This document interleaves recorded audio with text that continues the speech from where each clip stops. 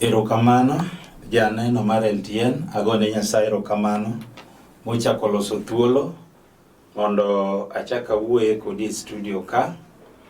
En okinyi maber ma Nyasaye oyawonwa piny, oyawona to yawoni. Omiyo waduoko ne erokamano. Omiyo janeno mar LTN, mana kaka nyinga pok aloko, Pastor Medo, maja Kisumo Kogony, ajal mowar, kendo janeno mar Yesu Kristo. Alemo gi kanisa mar Duond Warruok kod Chang e piny Nairobi ka, ayudora e gweng' mar Lakisama, e bwo Bishop Barack Odoro. Erokamano ne Archbishop Dr. Mama Winnie Oiti, mane Archbishop mara, mama ma ero gi chunya, Nyasaye ogwedhi kamoro amora ma intie. Omiyo janeno adwa ni weye gimitimo thuolo matin dakika 30 mondo wach madwa yalo kata wach madwa dhi puonjo kik bai, tang'ino biro loko ngimani. Mae momiyo Nyasaye no ora e studio ka okinyi ma kawuono ni, na ane lamo to Nyasaye no wuoyo koda e studio mondo abi ka mondo awuoye gi ng'ato e wach moro madwa wacho ni thuon wach ma kawuono awuoye wacho ni parruok orumo. Tiende ni ji mang'eny oseparore e weche mathoth. To kane ane lamo, Nyasaye no wuoyo koda e message ni mondo akel ni janeno maneno e Lolwe TV. Mae momiyo awacho ni jaawe kamoro amora ma intie, kawane thuolo mari matin, beda dakika 20, 30, aito bende watika to walamo kodi Nyasaye. Omiyo thuon wach ma wuoye wacho ni parruok orumo. Kata okinyi ma kawuono ni nitiere joma parore, ne ok onindo otieno. Tiere mama moro manena ka sani, nitie jaduong' moro manena, kata nyako moro manena, kata kijana moro, kata jathi skul moro manena, kamoro amora ma intie. Nitie gima dhi gi dhod chunyi. Tiende ni parori, ne ok inindo otieno. To Nyasaye ora ka mondo awuo gi ng'at ma parore, mondo anyise niya, ni parruok orumo. Mane thuon wach madwa wuoye. Omiyo sani neno kaka piny tek. Weche mag tuo mar corona nomako piny duto. Magik moko te o change. To Nyasaye ora ka mondo awachni ni parruok orumo. Adier nitiere joma nowito tijegi nikech tuo mar corona nodonjo. Adier ma wach manyalo miyo oparre dhod chunye. To Nyasaye akelo ka mondo awuo kodi mondo ng'isa ni parruok otieko. Nitie joma nena ka sani manolorne gi dhoudi nikech tuo mar corona nochenjo gik moko te. Adier king'iyo ngimagi ok dhi kaka ne gidwaro. Samoro landlord ochung' odwaro rent, dweche 3 pok ichulo. Wachni nyalo mi ibed gi paro. Samoro nena ka adier kaka ichiemo onge gi nyithindi. Adier king'iyo ngimani gik moko change. Awinjo ni dendena kori nya China. To Nyasaye ora ka mondo awachni ni parruok orumo, otieko. Adana wuoye gi ng'ato manyas di message ni mare, nikech Nyasaye ora ka mondo awachni ni parruok otieko, orumo. Adier king'iyo ngimani, koko samoro ng'eny e ot. Gik moko nolokore nikech tuo mar corona, koko. Adier king'iyo koko mami onge kwe. Adier ng'ato nena ka sani mane nodonjo ga saa 5, 6. Sani ochuni ni nyaka idonje odi saa 2, 3 mwisho. Chon nokete ni saa 1. Manyalo miyo ng'ato paro. To Nyasaye ora ka mondo awachni ni parruok orumo. Saboro ng'ato nena ka ni tuo mosesande ndalo mathoth. En gi rem mochwere mosiko. Samoro en tuo maringe chogo, samoro en maringe remo, samoro en tuo ndulume, samoro en wich bar mosiko. wachni dhi kodi gi paro. Samoro neno ni ok inyal chango. Nyasaye ora ka mondo wachni ni parruok orumo. Nikech jal mawuoyo ni ang'eye. Aluonge ga osipla saro sule mar okinyi chieng' jamondo. Obiro ketho paro. Nikech dichiene makelo ga paro. Adier kineno adier, piny ochenj. Kanisni nolor. Sani ji mosore mana go kumbo. Piny olokore ataro. Dhano parore ni bende yaw kanisni. Tadier ero nyoyawe condition nitie. Tok rach. Onike Jorumi 13 ni waluor chike mar sirikal. Kawuono do wuoye gi ng'ama parore. Nyasaye ora ka mondo wache ni parruok orumo. Ini Nyasaye biro tieko. Onge gima tek mano setamo Nyasaye lot. Samoro ng'ato parore ka.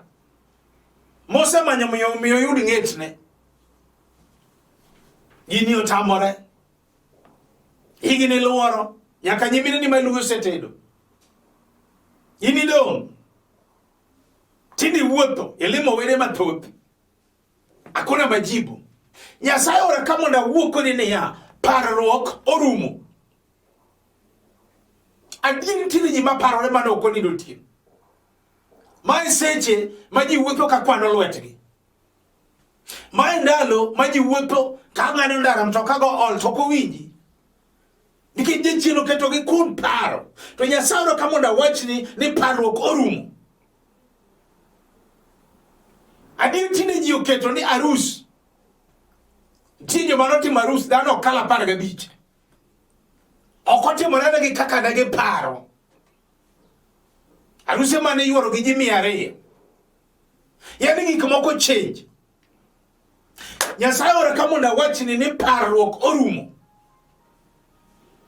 Akeni ng'ato be winjo weche mawacho. Kitabiro somo kode Mathayo 6:25. Mathayo 6:25. Nowacho wach moro kanyo. Wawuoye gi joma parore. Nitiere ng'ato ka sani manena. Adier nopango kaka dhano mondo omi odhi oged dala. Tuo mar corona noketho gik moko te. Samoro nopango nobiro olo loan mondo odhi ogedgo. Mabati ni piny. Samoro koparo mondo omi odhi ochim, chunye chida. Gini nyalo kelo ne ng'ato paro. Nyasaye ora ka mondo awachni ni parruok orumo.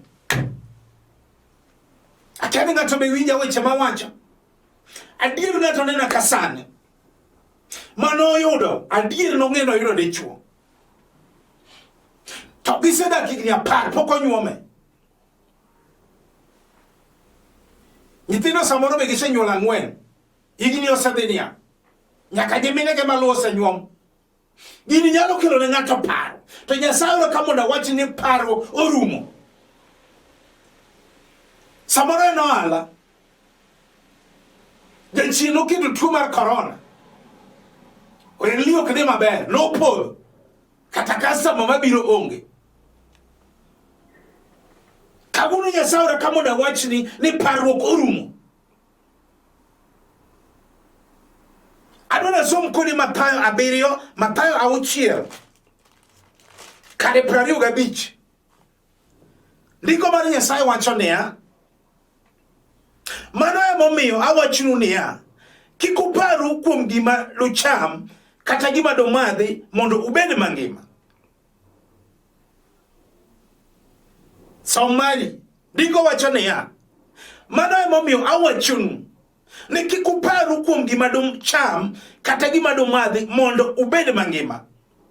To penjo niya, donge ngima kata kuom lewni madorwaki mondo uumgo dugu, donge ngima duong' moloyo chiemo? Koso ringruok donge oloyo law? Adier ji parore. Nyasaye wacho niya, donge ngima ni duong' moloyo chiemo? Koso ringruogino donge oloyo law? Na kaka Nyasaye iri ngima samoro kituo. Samoro mana paro ngima midaki. Nikech kori China no mako piny. To Nyasaye wacho niya, emomiyo kikuparu kuwacho niya, kuparoru kuom gima do cham kata gima do madhi mondo ubed mangima. To penjo niya, donge ngima ni duong' moloyo chiemo mama? Kata jaduong', donge ngima ni duong' moloyo chiemo? Koso ringruok ni dongo law. Kare ji oseparore. Samoro en kongo manogo dala. Ipenjo ni kongo ni bende rume dala na kate oda. Adier king'iyo nyithindo no somo. Gin gi certificate. Tich otamore nikech kongo go dala. To kawuono Nyasaye ora ka mondo wachni ni parruok orumo. Nitie nyathi skul moro manena kasan. Adier openjore ni bende wadoge skul. Nikech tuo ni oloko gik moko ataro. Adier kiwinjo gik matimore kilando e Nyakalondo.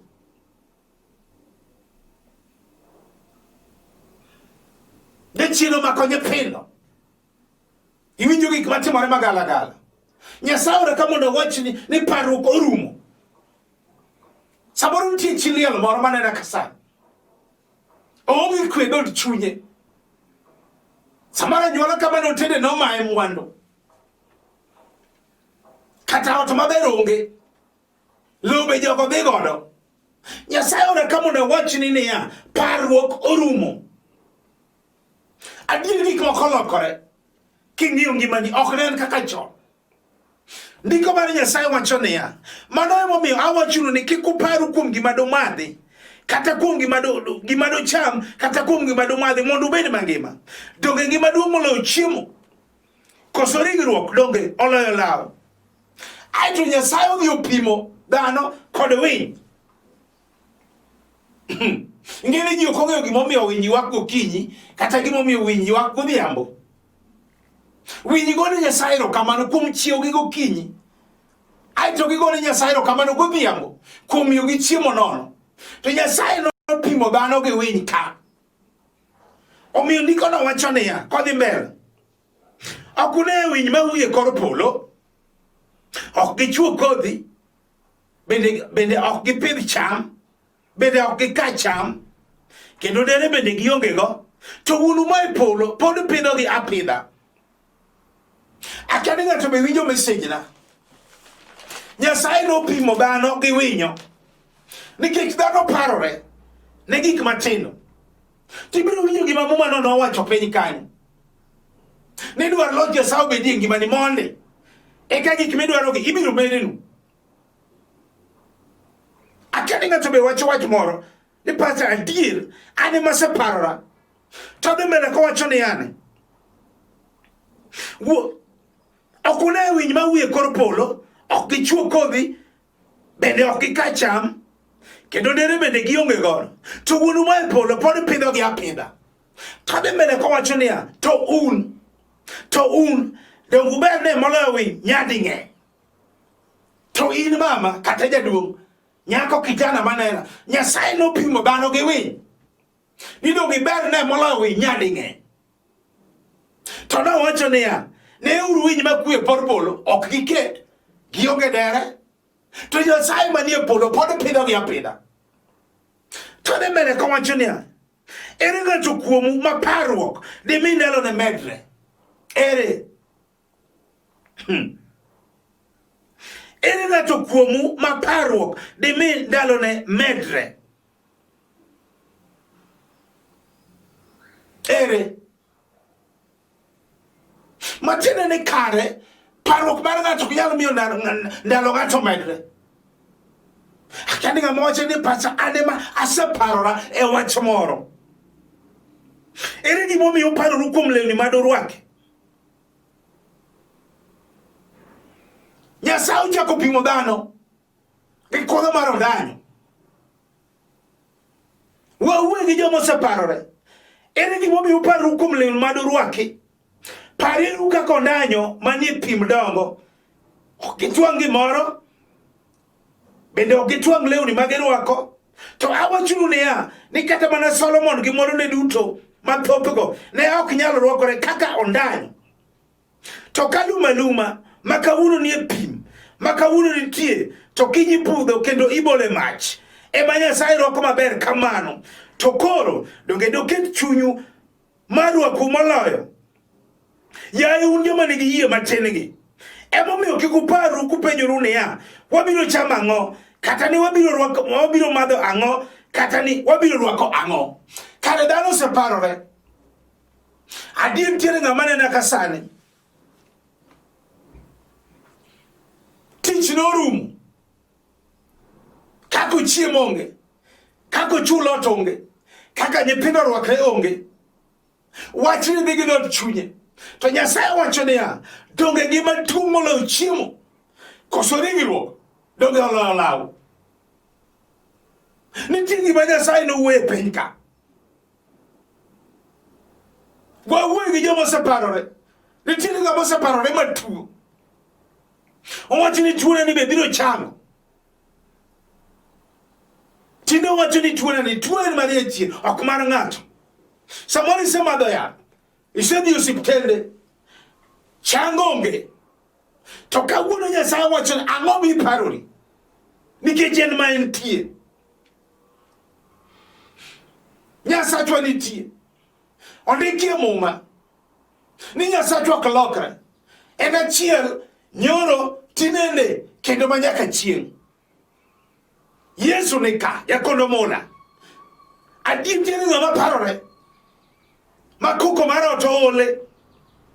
Kuye onge. Hera mar ot norumo. Ji tinde luongore gi nying le. Samoro ng'ato ninde bedroom, ng'ato ninde sitting room. Wachni osedhi kode gi paro ndalo mathoth. Wawuoyo gi joma parore. Onge gima tek manosetamo Nyasach Lot. Adier nitiere ng'ama wacho ni pastor ane makara parora. Samoro ng'ato nena ka moseparore ndalo mathoth nikech nyathi pok oyudi. Osemadho nyaka yath, osedhi nyaka osiptende. Samoro nena ka oriembe nyaka ot nikech nyathi pok obiro. To kawuono ndiko wacho niya, kik uparru nikech Nyasaye nitie. En gi loch kendo biro miyi nyathi e yor ono. Wawuoyo gi joma parore. Mawacho diere ne maseparora. Samoro parore mondo yud ng'etne. Gik moko ok dhine kaka odwaro. Oseparore. Ng'at mapenje nyaka nyinge onge. Mbesene osetedo. En odong' adong'a. Nyaka nyiminene maluwe. En odong' adong'a. Kuye onge. Jachino keto gimiluongo spirit of rejection. Mae nyalo kelo ne ng'ato par. Mobed gi tuo mar ulcer. Makata no onge godo. To tuo bira nikech par. Nyasaye nitie. Obiro chiwe yor ono. Wawuoyo gi joma parore. Mawacho ni pastor. Ane moanda na chako. To ala ne opodho. Samoro pango. To kethore aketha. Samoro chako. To chunya chido ga chida. Samoro chako maber. To gope oluora. Wawuoyo gi joma parore. Mawacho ni pastor. Ane maparo nigi chunya. To kawuono kelo Yesu simba. Haluonge ni jakondo mola. Haluonge ni sule mar okinyi. Ene ma nigi teko mar ketho jochiende mag paro ma jachien noketo ni kichako ohala to nyaka podhi. Wawuoyo gi joma parore. Akia ni ng'ato be wacho ni pastor, ane makare parruok nega. To kawuono winjo wach Nyasaye. Nikech ndiko lero niya, wach Nyasaye ngima kendo tiyo. Adiero ngima to tiyo. Kata kawuono oikore mar timo ne ng'ato mogol paro. Samoro ng'ato nena ka adiero semanyo ng'etne mowacho ni higa ni takendo kochopo hiyo ndoa imevunjika. Mano paro. Samoro kendo to mono tingo gik moko te. Hotodo ngunda. Mano paro. Adiero samoro bende ne ok gichwanyore. Ipo baka chingo tingo gik ata dhi te. Wachni nyalo dhi gi dhot chunyi. nyalo kelo ni paro mar tuo mar chuny. To kawuono Nyasaye wacho niya, en gi teko mar ketho paro ma Nyasaye mi ng'et ni e yor ono nikech mage rieko mar jachien. To kawuono awinjo ka duoko nitie. Wawuoyo gi ng'ama wacho adier ni pastor ade ma paro nega galana komorano galana nyithindo nosomo ok nyal yudo tich nikech kong'o. To kawuono andiko lero niya, Nyasachwa Nyasaye man gi teko, japuonj ok riambi bende ok olokre. Kawuono obiro timo honni madongo kod ranyisi. Tadhi mbele kowacho niya, to un wuonu man e polo onego bed uyudo gigo duto. To mokwongo dwaruru mondo loch Nyasaye obedie, eka gik moko duto modwaro nomednu. Eka gigo duto modwaro nomednu. Kuom mano kik uparu kuom gima kiny nikech odiochieng' godiochieng' nigi chandruok morome. Kare ng'at moseparore andiko lero niya, wawuoyo gi joma oseparore mawacho ni pastor ane moseparore. Mokwongo dwar loch Nyasaye obedie, eka gik moko duto midwaro nomednu. Kare ka ng'ato dwaro loch Nyasaye to gimoro amora modwaro imedone. Omiyo kawuono akeneno wach mane mibiro ni biga mbele Nyasaye. Nyasaye wacho niya, mokwongo dwaruru mondo loch Nyasaye obedie, eka gik moko te midwaro nomednu.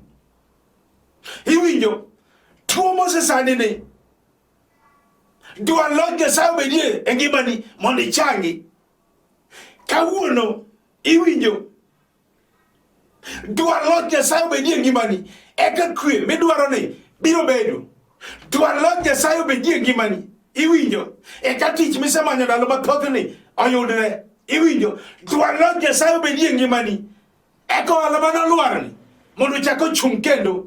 Dwar loch Nyasaye obedie e ngimani, iwinjo, eka nyathi misemanyo ndalo mathoth ni obi e yor ono. Dwar loch Nyasaye obedie. Kare ka ng'ato dwaro loch Nyasaye mobetie e ngimane to ngimane nyaka lokre. Akani ng'ato be wacho ni pastor an adier kare awan dwar loch Nyasaye mondo obedie e ngimana. Chieng' moro kijana moro, mama moro biro ira, otimo neno ni pastor an gi tuo momako punda. Koro jachien nokete gi luoro ni kansa. Agise ni winjo mama mano kansa. Kawuono biro lamo Nyasaye nikech gini nokete gi paro. Noneno ni en bende koro en ja kansa. Na ng'ise ni dwaro lamo ni Nyasaye polo mondo jochiende mag kansa oa. Adier na lamo ne mamane. Kang'ise ni koro dwar loch Nyasaye obedie e ngimani. Aeti tim gima Nyasaye dwaro. Adier mamani nochango. Kare ka ng'ato dwaro loch Nyasaye to dwoko yudore. Adier kijana moro bende biro ne timo neno ni pacha asemanyo tich. Tuo mar corona nomiyo riemba e tich. Koro naonge tich. Ang'ise ni winjo kijana, abiro lamo ni jakondo mula. No parore. Wach ni nodhi gi dhod chunye. Noonge kwe. Katok lamone, tang'ise ni winjo, koro dwar loch Nyasaye obedie e ngimani. Aeti tim gima Nyasaye dwaro. Kijana ni notimo, noyudo tich e yor ono. Akani ng'ato mawacho adier ni pastor ade makare wadwar loch Nyasaye obedie e ngimani. Samoro en chi liel ma kuyo onge dhod chunye. Samoro en nyathi sikul ma jachien oketo ni ok nyal somo. Adier nitiere ng'ama nena kasane manogero malit osiko onge ot dala. Wach ni dhi gi dhod chunye, iwinjo dwar loch Nyasaye obedie e ngimani eka gik moko te midwaro nomedni. Kare adier ka ng'ato loch Nyasaye obedie to ngimane nyaka lokre. Adwani som kodi muma mar ariyo mondo alam ni Nyasaye.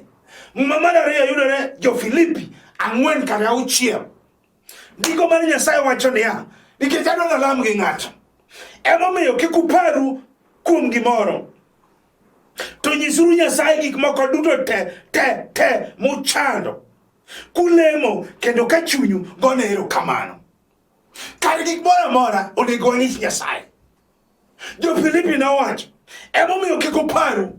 Ma emomiyo nawuoyo gi ng'ama parore mane ok onindo otieno. mawuotho to kwano lwete, manindo kaninde, onge kwedol chunye, to kawuono dwar Nyasaye obedie ngimani, eka gik moko te mitwaro no medini. Adona lam gi ng'ato, mawacho ni pastor, ade mana onge kwedol chunya, to kawuono winjo wach Nyasaye, kare wach Nyasaye ngima kendo tiyo. Adona lam gi joma separore, adir kama ng'ato bete nitie ng'ama nena, ma paro ne nego, katibeti nena ka, to paro ne negi, to kawuono winjo wach Nyasaye, kani e ngimani, nikech onge gima tek mano setamo jakondo mula.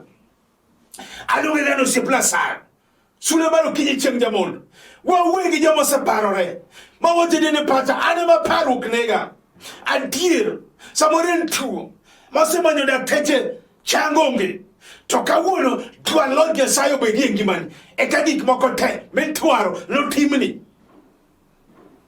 Adona lamie gi jomoko, adier kamoro mane mintie, samoro ine piny Mombasa kanyo, samoro in Kisumo kama inenano, samoro in Homa Bay Kindu Bay, samoro in Nairobi ka Nakuru, samoro in Busia boda, samoro in Uganda, kamoro moro ma intie, adwa ni wene gima timo, nikech teko Nyasaye, niko wacho ni Nyasaye obade ok chiek, bende intie okolino, japuonj bina kama intie no, tatimo ni gira nyisi, nikech wach Nyasaye ngima kendo tiyo.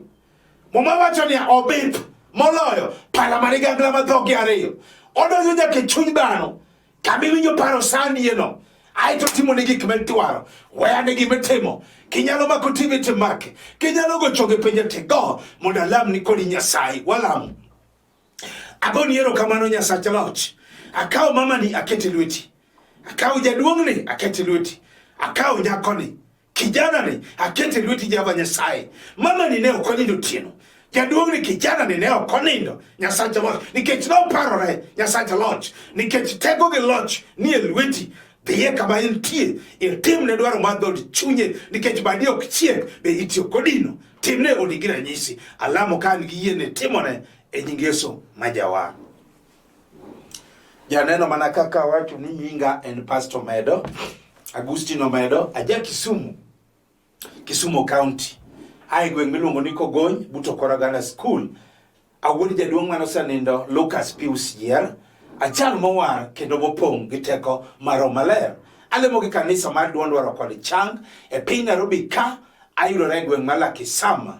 Awacho ni ebwo Bishop Barack Odoro kod askofu wetu mama ero gi chunya, Mama Winnie, Dr. Winnie Owiti. Nyasaye mondo gwedhu, ji osekawo nambana en piny ka moyudo konyruok. Sani piny beto yawo, anyalo biro kamoro amora mitwara. 0726 84 39 41 0726 84 39 41. Namba machielo en 0750 38 34 99 0750 38 34 99. Kao kamano, Nyasaye kwe mondo gwedhi. God bless you. Thank you.